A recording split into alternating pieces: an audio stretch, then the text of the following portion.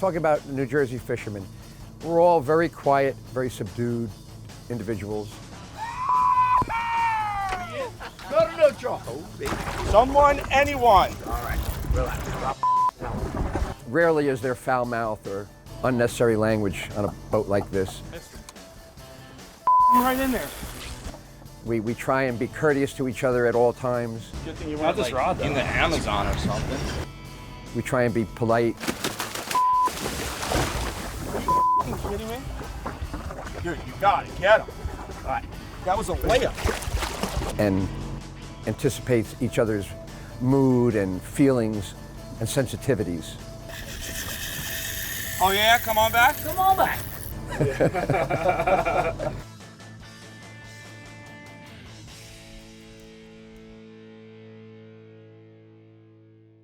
This is my office here. We're just now completing our renovation. So it was Hurricane Ida, then the COVID, obviously. Yeah. I used to have all antique fly rods up on the wall, but they all went home after the storm, so I got them hung up at home now. So my grandfather was a soda manufacturer back in the early 1900s. During Prohibition, he was a bourbon blender. My dad got involved with his business in beer after he got out of military, World War II. I joined the company about 47 years ago, so I'm third generation. My boys now are fourth generation at Peerless. All night long, we have 25 guys that will load the trucks. That way by 6 a.m. the drivers show up, the trucks are loaded, and they begin their day. He's 70s now. He's been, I guess, close to 40 years working.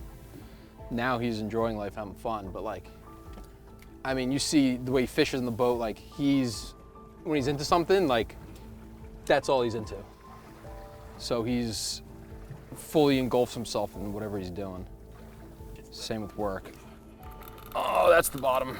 It really feels gratifying to see our company grow, to see the 300 or so families that it supports all doing well. We have employees that have been with us 20, 30, and 40 years. It's truly like a big family. We've been blessed with some success. We work hard. We're passionate about what we do. And just every day we just do it to the best of our ability.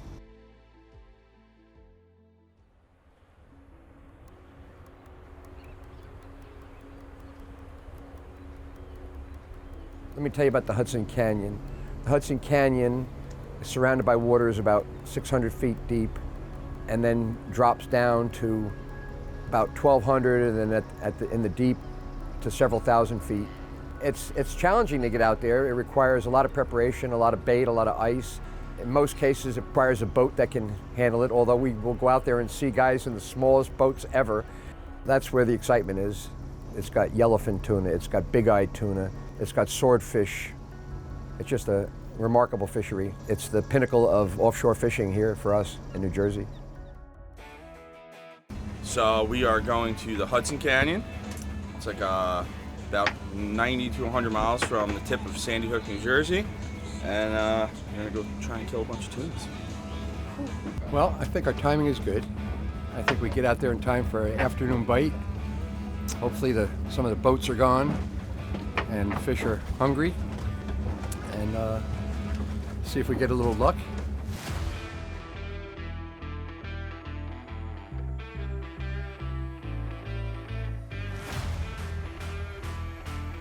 Busting tuna back there. Coming.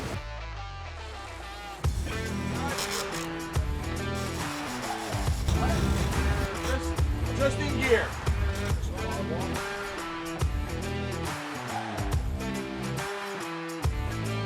We're tuna fishing. Oh, there they are. Get off! Oh my God! Get in there!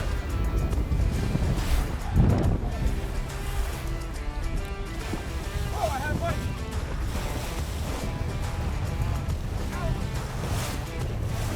Did you get him? Oh!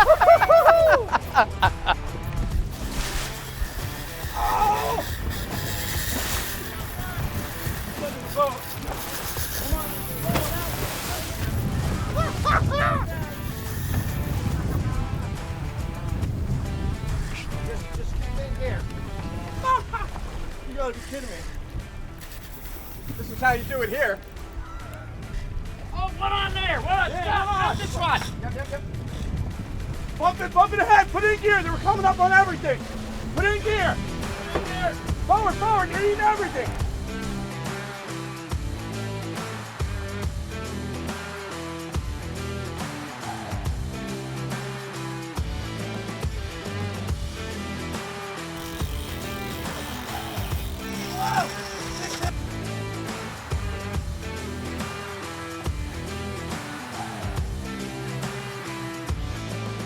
This is how you do it in Jersey.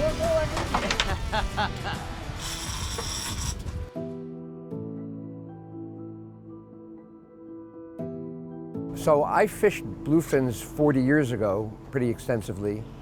And then essentially I stopped offshore fishing when my kids were born and transitioned over to inshore so I could involve them in it over the years. My parents were big fishermen. My mother was the real fisherman in the family. And then just recently with the purchase of the 41 Lindell, we're able to start offshore again now that my boys are grown and they have kids, to bring them out and start offshore fishing again. My dad's a big, never splurging guy. So he was like set on finding a used boat. So then we started looking for pilot house boats. He was telling me what he wanted and I just started searching. So I threw it out to him. And he was like, oh, those boats are beautiful. The f I'm spending that kind of money on it. And then he went a year and a half or so of not being able to find what he wanted. He was looking at like lobster boats and trying to redo the engines and like putting the same amount of money into the project to get what he wanted out of it. But that wasn't feasible and just took too much time.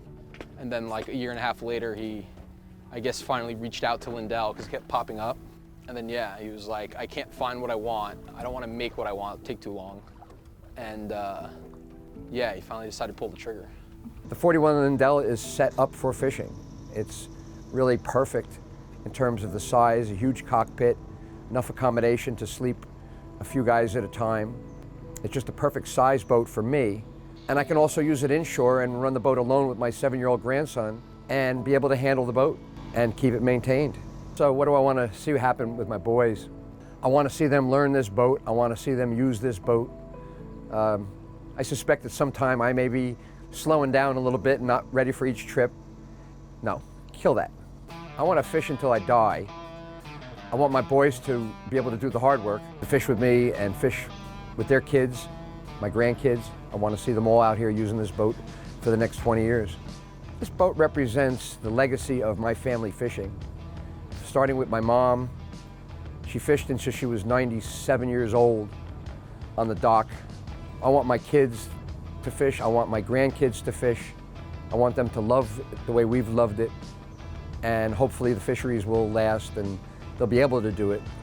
But this boat will enable that to happen safely and effectively.